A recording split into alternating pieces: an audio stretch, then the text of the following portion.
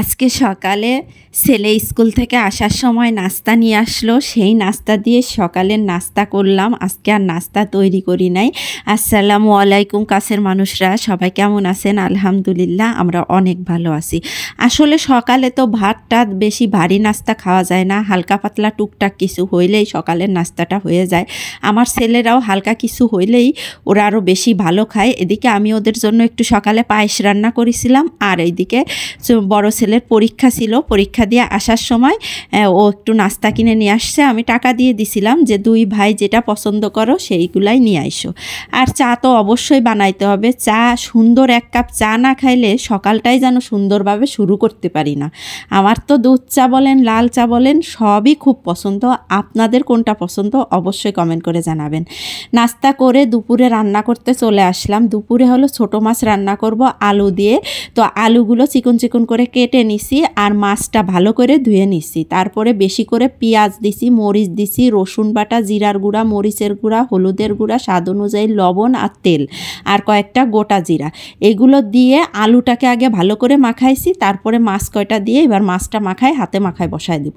আর আমার হাতে মাখানো মাছ না রান্না অনেক মজা হয়, আর আমার কাছে খাইতেও মজা লাগে, রাঁধতেও ভালো লাগে, কারণ মনে হয় যে এইটাই সবচেয়ে সহজ রান্না আর স্বাস্থ্যের জন্যও ভালো ছোট মাছ খাওয়া।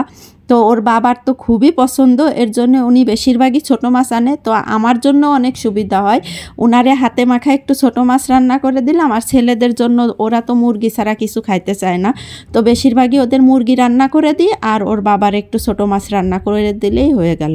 তো ফ্রিজে টমেটো রেখে দিছিলাম, তো মাছে একটু টমেটোও দিব। টমেটো দিলে কিন্তু মাছের স্বাদটা আরও অনেক বেড়ে যায়। আর নামানোর আগে তো অবশ্যই ধনেপাতা দিব। এই দুইটা জিনিস যদি তরকারিতে দেওয়া যায় তাহলে তরকারির স্বাদ কিন্তু অনেক গুণ বাইরে যায়।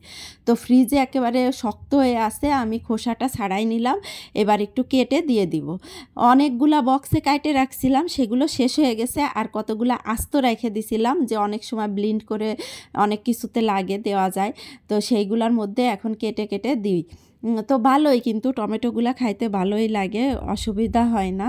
তো টমেটো এবার দিয়ে মাছ হয়ে গেছে, টমেটো দিয়ে দিলাম, একটু ধনেপাতা দিয়ে মাছটা নামাই ফেলবো। আমার তো ছোট মাছ এইভাবে রান্না করলে খুবই মজা হয়। আপনাদের যদি খাওয়াইতে পারতাম একবার তাহলে বোঝাইতে পারতাম। আপনারা কিভাবে রান্না করেন অবশ্যই কমেন্ট করে জানাবেন। আর ধনেপাতাও দেওয়া হয়ে গেছে, এবার আমি নামাই ফেলবো। এটা কিন্তু একেবারে পোড়া পোড়া করলেও মজা লাগে, আবার একটু ঝোল ঝোল। তো ফায়াজের বাবার একটু ঝোল ঝোল পছন্দ, সেজন্য আমি একটু পানি পানি রাখার চেষ্টা করি।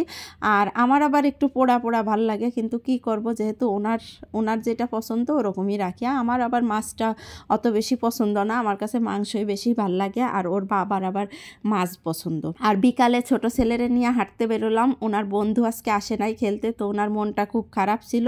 তো আমি ছেলেকে নিয়ে হাঁটতে বেরোলাম। আর আমি আপনাদের বলছিলাম না যে আমার ছোট ছেলে রাস্তায় হাঁটার সময় যা পাবে তাই কুড়াই রাখবে। তো একটা ছোট পাথর পাক যা পাক যেটা দেখবে সেটাই হাতে নিয়ে সে হাঁটা শুরু করবে। এইখানে এক জায়গায় রেখে দিছে, আবার যাওয়ার সময় নিয়ে যাবে।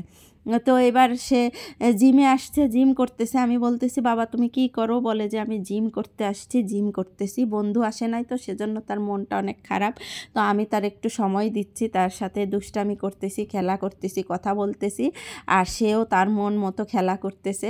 ফাঁকে ফাঁকে আমার কাছে আসে, আবার একটু দৌড়ায় যায়। আমি বসেছিলাম, তো ভাবলাম যাই সে কি করে একটু দেখে আসি। দূরে থেকে বসে দেখতেছিলাম, তো বারবার সে ডাকে যে মামনি এদিকে আসো এদিকে আসো। তো ভাবলাম যে যাই তার কাছে, একটু ভিডিও করা হোক, তার সাথে আবার কথাও হোক। তো আমাদের ভিডিওটা কেমন লাগলো অবশ্যই কমেন্ট করে জানাবেন। আর সবাই সুস্থ থাকবেন, ভালো থাকবেন, আমার জন্য অনেক অনেক দোয়া করবেন। আল্লাহ হাফেজ।